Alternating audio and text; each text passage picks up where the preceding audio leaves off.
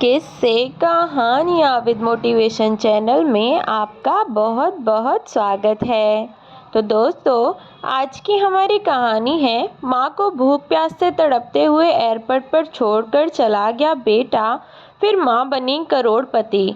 आखिर कैसे और क्या हुआ? एयरपोर्ट पर एक सफाई कर्मचारी सफाई कर रहा था। उसने देखा कि एक बूढ़ी औरत काफी देर से एक जगह बैठी हुई है और वह बार बार अंदर की ओर देखे जा रही है।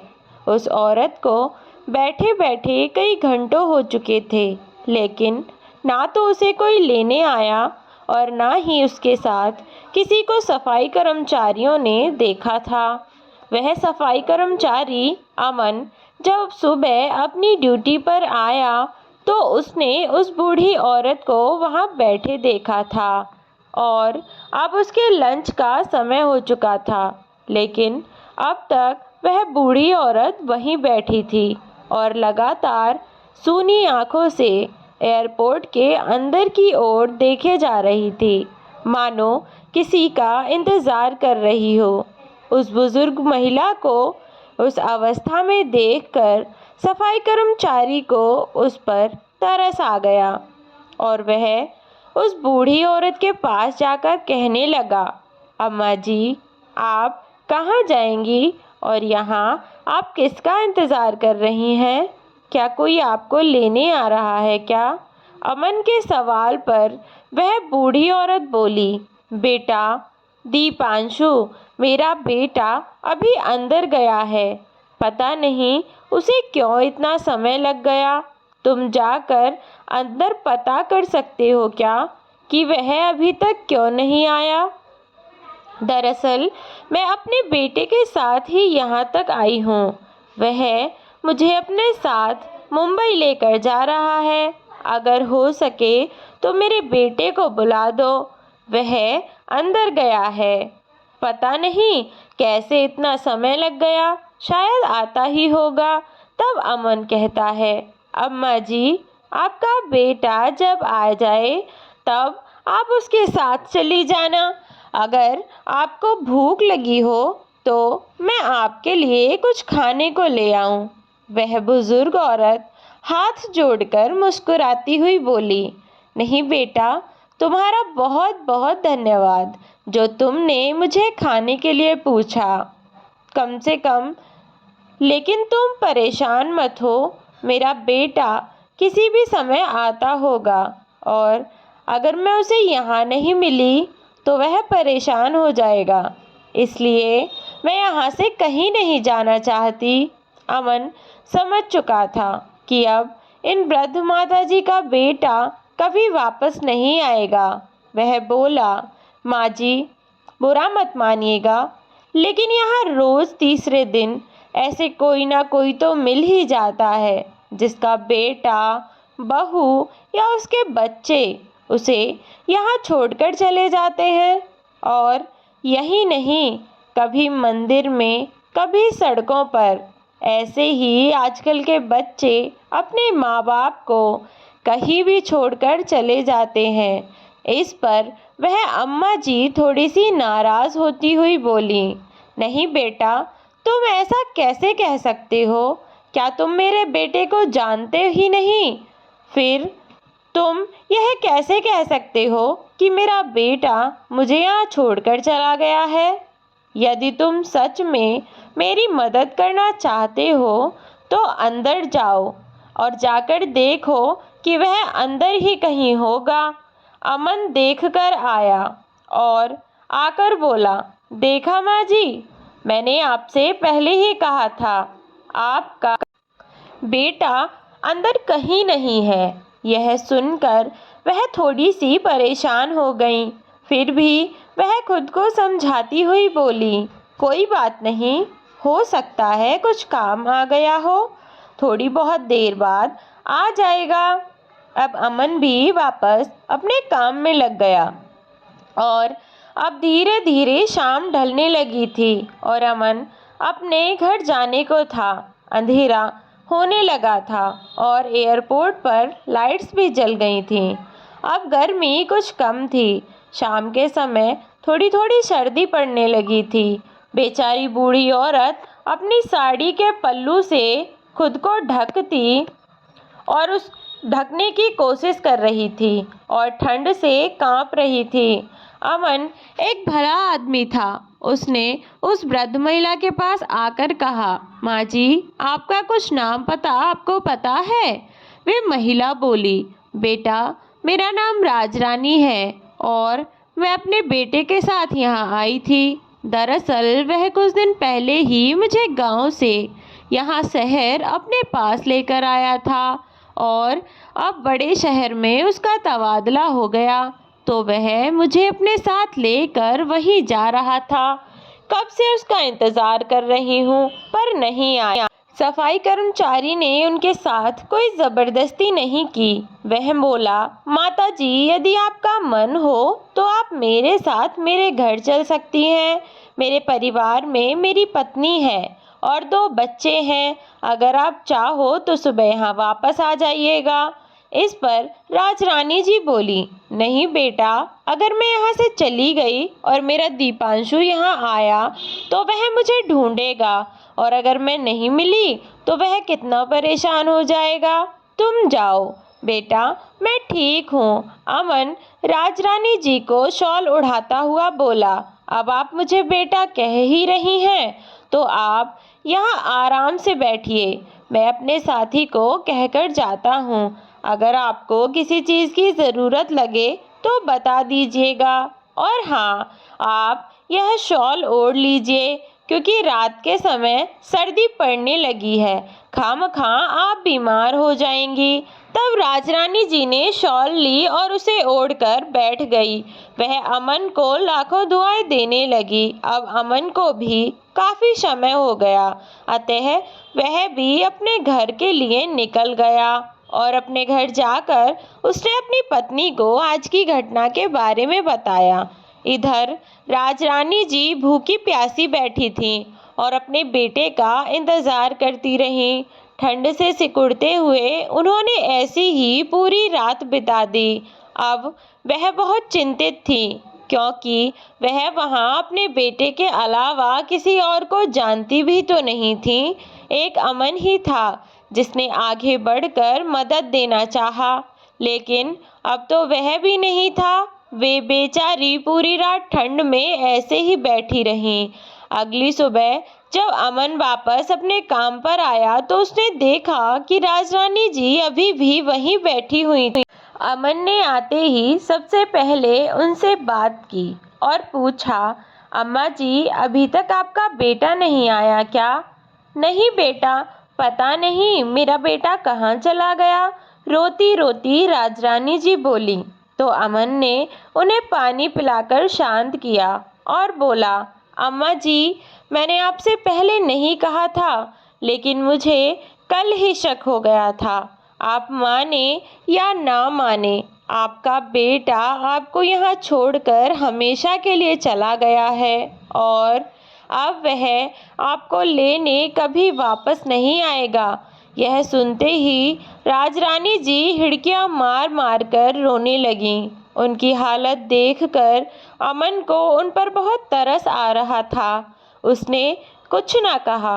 वह सोचने लगा कि अब शायद यह माता जी अपने किसी जानकार के यहाँ या फिर अपने घर वापस लौट जाएंगी। अमन अपना काम करने के लिए चला गया और राजरानी जी वहीं बेंच पर बैठी बैठी रोती रहीं और अचानक बेंच से गिर पड़ी तो वहाँ लोगों का जमावड़ा लग गया और आसपास के सभी लोग वहाँ आने लगे।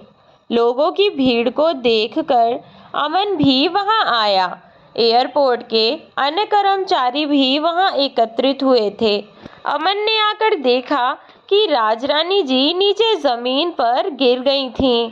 वह थोड़ा घबरा गया। उसने उन्हें तुरंत उठाया और फिर से बेंच पर लिटाया।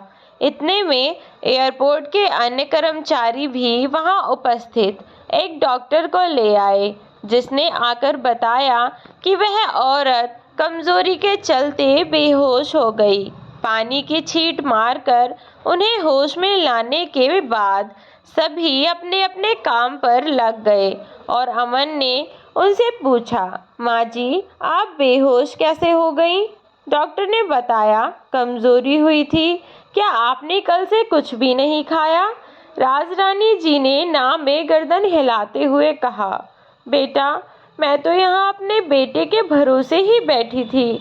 मुझे क्या पता था कि वह मेरे साथ ऐसा करेगा। मेरे पास एक पैसा भी नहीं था जो मैं कुछ खरीद भी पाती। अमन को उनकी दशा पर और ज़्यादा तरस आ रहा था। वह बोला, माँ जी, आप मेरे साथ चलिए। पहले कुछ खा लीजिए, फिर कुछ बात कीजिएगा। अमन राजरानी जी को लेकर वहीं पास में एक कैंटीन में लेकर पहुंचा और उसने राजरानी जी के लिए खाना मंगवाया। अब उसने उनसे बातों बातों में जानने की कोशिश की। वह बोला, माँ जी, आप कब से यहाँ बैठी थी? अब जब आपको पता चल ही गया है कि आपका बेटा अब आपको लेने वापस नहीं आएगा, तो आप अपने घर वापस क्यों नहीं चली जाती? आप अब अपने घर वापस लौट जाना। यहाँ तो आपकी ज़िंदगी और मुश्किल हो जाएगी। राजरानी जी बोली, बेटा, मैं जाऊँ भी तो कहाँ जाऊँ? मेरे बेटे ने मुझे किसी लायक नहीं छोड़ा। मतलब? चौंकते हुए अमन ने कहा। तो राजरानी जी ने बताया कि विदेश जाने से पहले उनका बेटा जब उन्हें लेने गांव आया था तो उसने कहा था, माँ, अब मैं आपको हमेशा के लिए अपने साथ के ले जाने आया हूँ। चलिए मेरे साथ, और अब हमारा वापस आना नहीं होगा तो हम घर को बेच चलते हैं। उसने मेरा घर भी बेच दिया। अब मेरे पास सड़कों पर रहने के अलावा और कोई चारा नहीं है। यह कहती कहती वह रोने लगी। उनकी दशा देखकर उसे बहुत दुख हो रहा था, पर वह करता भी क्या? बेचारा वह खुद एक छोटी सी नौकरी करके अपने परिवार का पालन पोषण कर रहा था, इसलिए वह कुछ ना कह सका। उसने उन्हें शांत कराया और खाने का बिल देकर वहां से चला गया। शाम को जब वह अपने काम से वापस लौटने लगा तो देखा कि राजरानी जी एयरपोर्ट के बाहर फुटपाथ वाली जगह पर एक बूढ़ी औरत बैठी थी और उसके पास कुत्ते भौंक रहे थे और वह बूढ़ी औरत कुत्तों से बचने के लिए वहीं पड़ा पत्थर उठाकर उन्हें डराने की कोशिश कर रही थी और इसी कारण वे कुत्ते और ज़्यादा भौंक रहे थे, जिनकी आवाज़ से आसपास के और कुत्ते भी दौड़े आ रहे थे और वह बूढ़ी औरत बेचारी डरते डरते उन्हें भगाने की कोशिश कर रही थी और धीमे कदमों से पीछे हट रही थी। वहीं पर लगी एक स्ट्रीट लाइट की रोशनी में उन्होंने देखा तो पता चला कि यह बूढ़ी औरत कोई और नहीं बल्कि राजरानी जी हैं। और अब यह सब देखकर अमन से रुका न गया। वह वहां गया और एक डंडे से कुत्तों को भगाकर राजरानी जी को एक तरफ बिठाया। वह थोड़ा साइड में जाकर अपनी बीवी को फ़ोन मिलाता है और अपनी पत्नी को आज का सारा वाकया बताते हुए कहता है, वीना, मैं अपनी माँ को तो पैसों की कमी के कारण बचा नहीं पाया, लेकिन अगर कभी मैंने आते जाते देखा कि इन अम्मा जी के साथ कुछ बुरा हो गया तो मैं शायद खुद को कभी माफ़ ना कर पाऊँ। और फिर अब कुछ हो या ना हो, कम से कम 2 वक्त की रोटी तो हम इन्हें दे ही सकते हैं। और बूढ़े आदमी को क्या चाहिए? अगर तुम कहो तो मैं इन्हें अपने साथ घर ले आऊं। बीना काफ़ी समझदार थी। वह बोली, कोई बात नहीं है, अगर तुम्हें सही लगता है तो ले आओ। हमसे जैसा बन पड़ेगा वैसे उनकी मदद करेंगे और फिर जैसे हम सब खा पी रहे हैं सोच लेंगे घर में एक और सदस्य बढ़ गया है। यह सुनकर अमन बहुत खुश हुआ और राजरानी जी को लेकर अपने घर पहुंचा। उसका घर बहुत छोटा था, जहां वह अपनी पत्नी और बच्चों के साथ रहता था। राजरानी जी ने जब यह देखा तो उन्होंने कहा, बेटा, तुम लोग मेरे कारण परेशान हो जाओगे। कोई बात नहीं, ईश्वर को जो मेरे नसीब में लिखा है होगा तो वही, इसलिए परेशान मत हो, मैं कहीं और रह लूँगी। अमन ने कहा, नहीं माँ जी, हमें आपके आने से कोई परेशानी नहीं होगी, उल्टा खुशी होगी, है ना वीना? वीना ने भी खुश होते हुए कहा, हाँ माँ जी, ये बिल्कुल सही कह रहे हैं, हमें आपके आने से कोई परेशानी नहीं है। और फिर अभी आपने ही तो कहा कि जो भी आपके नसीब में होगा वही होगा, तो फिर आप भी मान लीजिए कि आज से इस घर में रहना ही आपके नसीब में लिखा है। अंदर आइए माँ जी और इसे अपना ही घर समझिए। वीना राजरानी जी का हाथ पकड़कर उन्हें अंदर ले आई, उन्हें बैठने के लिए आसन दिया और पानी लाकर दिया। फिर परिवार के सभी लोग एक साथ खाना खाने बैठे। राजरानी जी अभी तक थोड़ी सी असहज महसूस कर रहे थे। वे भी सबके साथ खाना खाने लगी। वीना ने कहा, माँ जी, हमारे घर में थोड़ी कम जगह है, लेकिन हमारे दिल में आपके लिए बहुत जगह है। आप बिल्कुल निश्चिंत रहें और हमें अपने बच्चों की तरह समझें। जैसे घर के बाकी सदस्य रहते हैं, वैसे ही आज से आप भी इस घर के सदस्य हैं। तो आप बिल्कुल निश्चिंत रहें। अगर आपको कोई भी परेशानी होती है तो आप मुझे बताएं। राजरानी जी वीना की बात सुनकर आंखों में आंसू भरकर उसके सिर पर हाथ रखते हुए बोले, सदा खुश रहो बेटी। उम्र के जिस पड़ाव में मुझे मेरे अपने बेटे ने ठुकरा दिया, वहाँ तुम दोनों ने मेरा इस मुश्किल घड़ी में साथ दिया है। आज के बाद तुम ही मेरे बेटा और बहू हो। उनके आंसू पोंछती हुई वीना बोली, बस अब खाना खा लीजिए माँ जी। सब लोगों ने खाना खाया और सब सो गए। अगली सुबह अमन नहा धोकर अपने काम पर चला गया और बच्चे स्कूल चले गए। घर पर केवल राजरानी जी और बीना बची थीं। वे दोनों पूरा दिन घर में बातें करती रहीं। बीना ने अपने घर परिवार और परिस्थितियों के बारे में सब बताया और वैसे ही राजरानी जी ने अपने बहू बेटे की करतूतें बीना को बताई, जिन्हें सुनकर वीना अपने मुंह पर हाथ रखकर बैठ गई। माँ जी, आपका बेटा बहू कितने घटिया इंसान है। भला अपनी माँ के साथ ऐसा कौन करता है? वह दोनों अभी आपका दुख नहीं समझ पाएंगे। उन्हें यह सब तब पता चलेगा जब उनके साथ भी ऐसा ही होगा। राजरानी जी बीना से कहती हैं, बेटा, तुम्हारे घर में चाहे कितनी भी कम जगह हो, पर तुम्हारा दिल और तुम्हारी नीयत बहुत नेक और साफ है। तुम परेशान मत हो, आज नहीं तो कल ईश्वर तुम्हें इसका फल जरूर देगा। अब शाम को अमन आया और सबने साथ बैठकर खाना खाया और खूब गप्पे मारी। धीरे धीरे राजरानी भी परिवार में घुल मिल गई थीं। दिन बीतते रहे और ऐसे ही सबका काम चल रहा था। राजरानी जी अब इस परिवार के सदस्य की तरह घर की हर क्रियाविधि में भाग लेती थी। वीना भी बहुत से कामों से निश्चिंत हो गई थी, जैसे बच्चों को देखना और बाजार से सब्जियां लाना। इसी तरह की अनेक छोटी छोटी जिम्मेदारियों से वह मुक्त हो गई थी और वह इस बात से बहुत खुश थी। वह हमेशा ही कहती थी कि हमारे घर में किसी बुजुर्ग की कमी बहुत खलती है, जो कि अब राजरानी जी के आने से पूरी हो गई थी।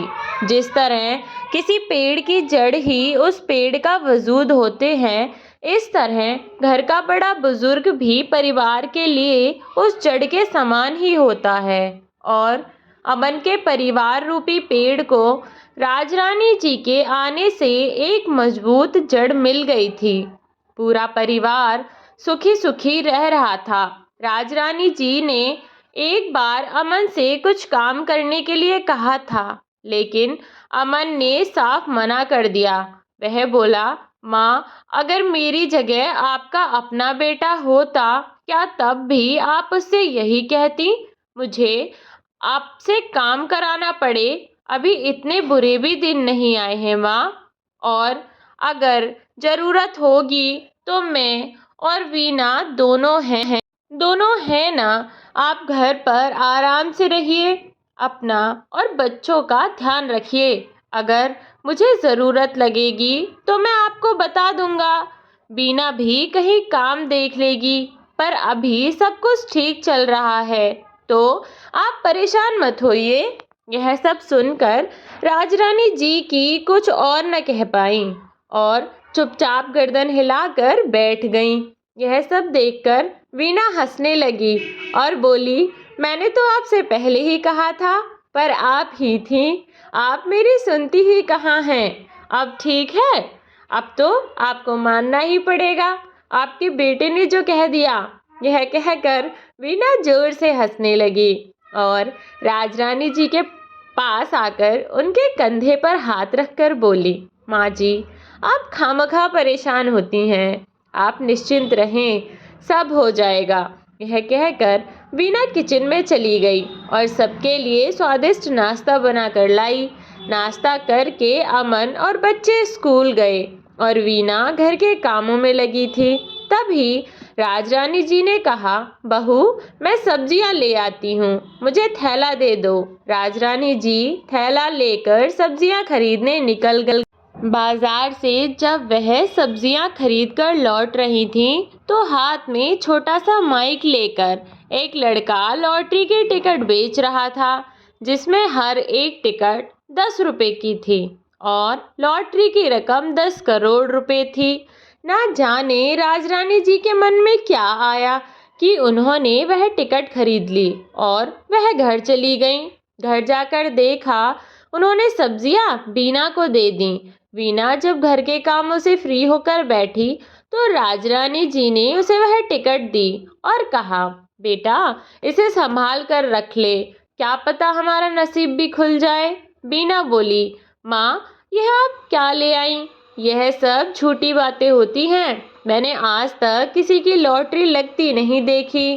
खैर, कोई बात नहीं, आपका मन है तो मैं इसे रख लेती हूँ। यह कहकर वीना ने वह लॉटरी की टिकट अपने पर्स में डाल दी। अब राजरानी जी जब भी सब्जियां लेने जाती, तब ही एक टिकट ले आती और जब महीने के अंत में उन टिकटों के विजेता की घोषणा होने वाली थी, तब उस लड़के ने टिकट देते समय बताया कि माँ जी, आप टीवी पर यह वाला चैनल चला कर रखना, इस पर लॉटरी का विजेता घोषित किया जाएगा और अपनी टिकटों को भी संभाल कर रखना।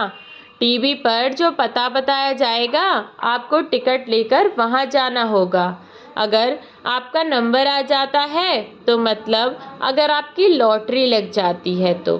ठीक है। राजरानी जी ने सारी टिकट बीना को संभाल कर रखने के लिए दी थी और जाकर बीना से टिकटें मांगने लगी। वह बोली, बीना, कल बहुत जरूरी दिन है बेटा, कल लॉटरी का विजेता घोषित किया जाएगा। इस बारे में बीना या राजरानी जी ने अमन को नहीं बताया था और राजरानी जी ने इस बार भी बीना को रोक दिया। वे बोली, बीना, रहने दो, जब लॉटरी लग जाएगी तब बता देंगे, और अगर नहीं लगी तो सोच लेंगे कि हमारे इतने पैसे खो गए। मन का क्या समझाना है बेटा, खामखा अगर अमन ने भी उम्मीद लगा दी तो उसे भी दुख होगा, इसलिए रहने देते हैं। वीना भी मान गई और दोनों अमन के जाने के बाद टीवी खोलकर बैठ गईं और अब लॉटरी का विजेता घोषित किया जाना था। वीना राजरानी द्वारा लाई गई 5 टिकटों को अपने सामने रखकर बैठ गई और जैसे जैसे लॉटरी का विजेता घोषित किया जा रहा था, वैसे वैसे उन टिकटों को चेक कर रही थी। लॉटरी के 3 विजेता घोषित होने वाले थे। पहले विजेता को 10 करोड़ रुपए, दूसरे विजेता को 5 करोड़ रुपए और तीसरे विजेता को 50 लाख रुपए का इनाम था। राजरानी जी और वीना दोनों ही हाथ जोड़कर बैठी थी और ईश्वर का नाम लिए जा रही थी, इस आस में कि उनकी लॉटरी लग जाए। तीसरे विजेता से बताना आरंभ किया गया। सबसे पहले तीसरे विजेता का नंबर घोषित किया गया, उसके बाद दूसरे विजेता का नाम घोषित किया गया। लेकिन राजरानी जी की एक भी टिकट में उन दोनों में से एक भी नंबर नहीं आया। लेकिन अभी भी एक मौका बाकी था और वे दोनों टीवी पर नजरें गड़ाए बैठी रहीं। जैसे ही तीसरा विजेता घोषित किया गया तो वे दोनों अपने सिर पर हाथ रखकर बैठ गईं, क्योंकि तीसरे नंबर की टिकट, यानी जो कि पहला विजेता था, जिसे 10 करोड़ रुपए का इनाम मिलना था, वह विजेता भी कोई और ही निकला। टिकट का नंबर कुछ और था। राजरानी जी के पास स्थित टिकट में से एक का भी नंबर उससे मेल नहीं खा रहा था। गुस्से में आकर वीना उन टिकटों को फेंकने लगी। तभी टीवी पर घोषणा करने वाले एंकर ने कहा, माफ़ी चाहेंगे दर्शकों, किंतु यहाँ एक छोटी सी गलती हुई है। यह जो पहला विजेता है, इसके लॉटरी टिकट की संख्या कुछ और है। गलती पढ़ने वालों से हुई है। और अब उसे एंकर ने प्रथम विजेता की लॉटरी के टिकट का नंबर घोषित किया और जैसे ही बीना और राजरानी जी ने देखा तो उनकी आंखें खुली की खुली रह गईं, क्योंकि राजरानी जी कल जो टिकट लेकर आई थी वही टिकट प्रथम विजेता थी। यह देखकर दोनों फूली न समाई और खुश होकर नाचने लगी। दोनों बहुत ज़्यादा खुश थीं। वीना और राजरानी जी दोनों बहुत खुश थीं और खुशी के मारे वे दोनों उछल रही थीं कि तभी अमन घर आ गया। दरअसल वह अपने कुछ जरूरी कागजात घर भूल गया था, जो कि कई दिनों से एयरपोर्ट वाले उससे मांग रहे थे, पर वह भूल जाता था।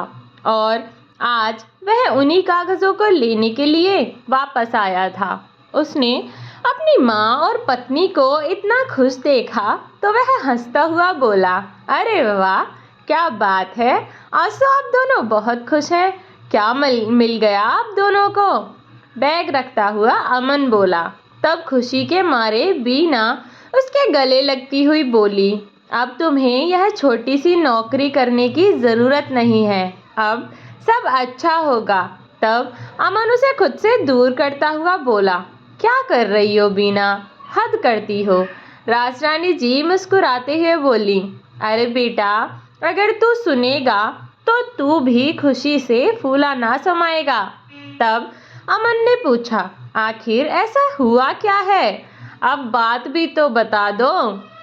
तब राजरानी जी ने उसे लॉटरी की टिकट दिखाई और टीवी पर जो नंबर दिखाया जा रहा था वह भी, जिसे देखकर अमन को भी खुद पर विश्वास नहीं हुआ। वह बोला, क्या सच में हमारी लॉटरी लग गई है माँ? राजरानी जी खुश होते हुए बोली, हाँ बेटा, अब हमारे बुरे दिन चले गए, अब तो बस खुशियाँ ही खुशियाँ होंगी। अब तू आज अपने काम से छुट्टी ले ले, हमें इस पते पर जाना है, यहाँ इनाम की राशि हमें दी जाएगी। अमन ने फ़ोन किया और आज की छुट्टी लेकर वह राजरानी जी को लेकर उस पते पर पहुँचा जहाँ इनाम की राशि दी जानी थी। और क्योंकि रकम बहुत बड़ी थी, इसलिए ना न्यूज़ पर दिखाया जा रहा था। प्रथम, द्वितीय और तृतीय तीनों विजेता वहां पर उपस्थित थे, जिन्हें बारी बारी से इनाम की राशि दी जा रही थी। राजरानी जी का बेटा मुंबई में रहता था। वह अपने शहर का हालचाल जानने के लिए ऑनलाइन कुछ खबरें देख लिया करता था, कुछ न्यूज़ चैनल जिन्हें वह डेली देखता था। जैसे ही उसने न्यूज़ खोली तो उस पर अपनी माँ को देखकर वह चौंक गया और जब उसे पता चला कि उसकी माँ 10 करोड़ रुपए की मालकिन बन गई है तो वह फूला न समाया और अपनी माँ को लूटने के इरादे से वह अपने शहर के लिए निकल पड़ा। पर वह जाता कहाँ, उसे तो एड्रेस ही पता नहीं था। उसने एयरपोर्ट पर कर्मचारियों से पूछा तो उसे अमन के घर के बारे में पता चला। वह अमन के घर जा पहुंचा किंतु अमन और उसका परिवार वहां से शिफ्ट हो चुके थे, और होते भी क्यों ना भला। कभी किसी करोड़पति को एक छोटे से कमरे के घर में रहते हुए देखा है? वह तो उनकी मजबूरी थी, जिस कारण वे वहां रह रहे थे, और ईश्वर ने आज उन्हें इस लायक कर दिया, तो वह अपने नए घर में चले गए। जब राजरानी जी का बेटा वहां पहुंचा तो उसने देखा कि वहां तो ताला लगा है। पड़ोसियों से पूछने पर पता चला कि अमन और उसका परिवार एक हाई फाई सोसाइटी में रहता है, जहां उन्होंने अपना मकान लिया है। पड़ोसियों से पता पूछकर राजरानी जी का बेटा भी उस पते पर चला गया। उसने जाकर देखा कि दरवाजे पर एक चौकीदार बैठा हुआ है, और अब वह उस चौकीदार से कहता है, सुनिए भाई साहब, यहाँ इस घर में एक राजरानी नाम की औरत रहती हैं। वह मेरी माँ हैं। आप जाकर उनसे कहिए कि आपका बेटा दीपांशु आपसे मिलने आया है, या फिर आप मुझे अंदर जाने दीजिए। गार्ड ने उसे वहीं रोक लिया और बोला, मैं फ़ोन करके पता करता हूँ। उसने राजरानी जी को फ़ोन किया और पूछा, माँ जी, बाहर कोई लड़का आया है और वह कह रहा है कि वह आपका बेटा है। उसका नाम दीपांशु है। वह आपसे मिलना चाहता है। राजरानी जी ने गुस्से में कहा कि वह मेरा बेटा नहीं है। मेरा बेटा यहाँ मेरे साथ है। उससे कह दो कि चला जाए यहाँ से। मेरा उससे कोई वास्ता नहीं है।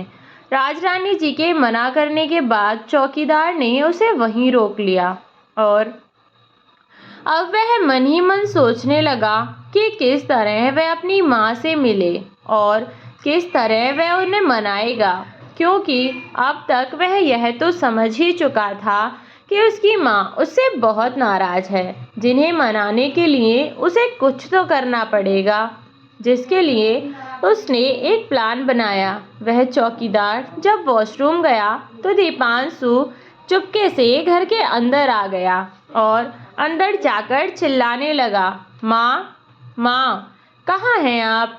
देखो, आपका बेटा आ गया आपसे मिलने के लिए। कितने दिन हुए आपसे मिले हुए। मैं तो कब से तरस रहा था आपसे मिलने के लिए। राजरानी जी को देखकर आगे बढ़ता हुआ दीपांशु बोला। जैसे ही वह राजरानी के गले लगने को हुआ, राजरानी जी ने उसे धक्का देकर खुद से दूर कर दिया और अमन को आवाज़ लगाई। अमन अपने कमरे से दौड़ता हुआ आया। क्या हुआ माँ? आप क्यों चिल्ला रही हैं? आप ठीक तो हैं? तब राजरानी जी ने अपने बेटे की तरफ उंगली करते हुए कहा, अमन, इस नालायक को इस घर से निकाल दो। मुझे इसकी शक्ल भी नहीं देखनी। अमन कुछ समझ नहीं पा रहा था। तभी राजरानी जी का बेटा फिर से मामा करता हुआ उनके पैरों में लिपट गया। तब अमन समझा। अमन उसे उठाता हुआ बोला, तो तू है वह नालायक और कमीना बेटा जिसने अपनी माँ को तड़पने के लिए एयरपोर्ट पर छोड़ दिया, जिसने यह भी नहीं सोचा कि वह कहाँ रहेंगी, क्या करेंगी, वह अपना जीवन कैसे जिएंगी, जिसने उन्हें जीते जी मरा हुआ समझ लिया। आज उसे अपनी माँ की याद आई है।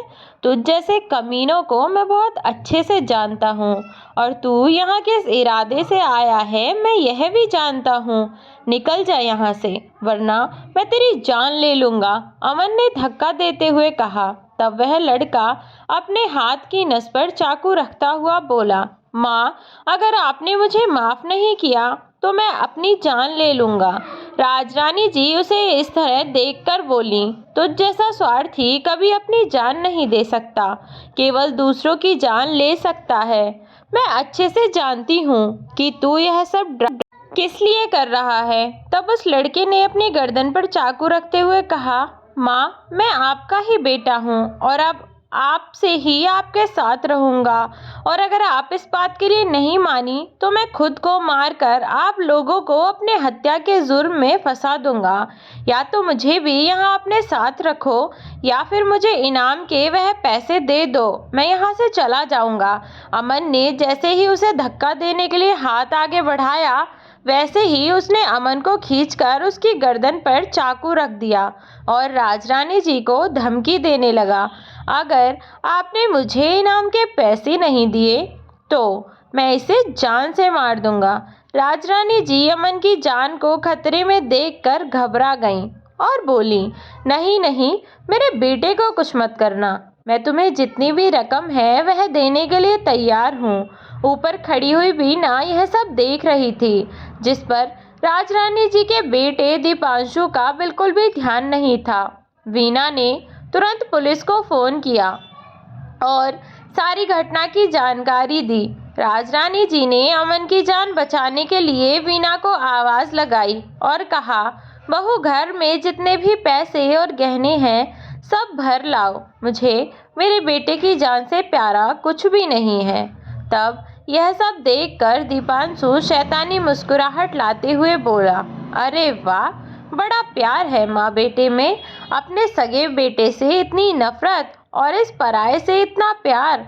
तब राजरानी जी बोली, सब कुछ तेरे कर्मों के कारण है। जरूरी नहीं कि अपना खून है तो वह सगा ही है या वह ही आपका ख्याल रखेगा। तूने तो मुझे मरने के लिए छोड़ दिया था। उस वक्त मेरा यही बेटा था जिसने मेरा साथ दिया, तो मैं भला आज इसे यहाँ मरने के लिए कैसे छोड़ सकती हूँ। दीपांशु इन सब बातों में लगा था और क्योंकि वीना ने पुलिस को फोन करके सारी स्थिति बता दी थी, तो पुलिस ने भी चुस्ती दिखाते हुए तुरंत कार्यवाही की। वह समय से पहले वहां पहुंचे और सभी लोग इतने धीरे से अंदर आए कि दीपांशु को अंदाजा ही नहीं हुआ कि कब उसके सिर पर पुलिस इंस्पेक्टर ने गन तान दी और तभी एक कांस्टेबल ने आकर उसके हाथ से चाकू छीन लिया। अब दीपांशु को पकड़कर पुलिस वाले ले गए और उसे जेल में डाल दिया। सबूत का कोई अभाव नहीं था क्योंकि पुलिस ने उन्हें रंगे हाथों पकड़ा था, किसी की जान लेने की कोशिश करते हुए, जिसके कारण दीपांशु को उम्र कैद की सजा हुई और राजरानी जी अपने बेटे अमन और बहू वीना के साथ खुशी खुशी रहने लगी। अब वे अपना जीवन बहुत सुखी सुखी व्यतीत कर रही हैं। शायद यह अमन और वीना के कर्मों का फल था जो उन्हें ऐसे मिला। उन्होंने एक असहाय की मदद की और ईश्वर ने फलस्वरूप उन्हें इतना बड़ा तोहफा दे दिया। दोस्तों, ज़रूरी नहीं है कि आपका अपना खून है तो केवल वह ही आपकी सेवा कर सकता है या आपका ख्याल रख सकता है। कई बार पराये रिश्ते इतने हो जाते हैं जितना आपके अपने रिश्ते भी नहीं हो पाते। खून के रिश्ते होने से ही सब कुछ नहीं होता।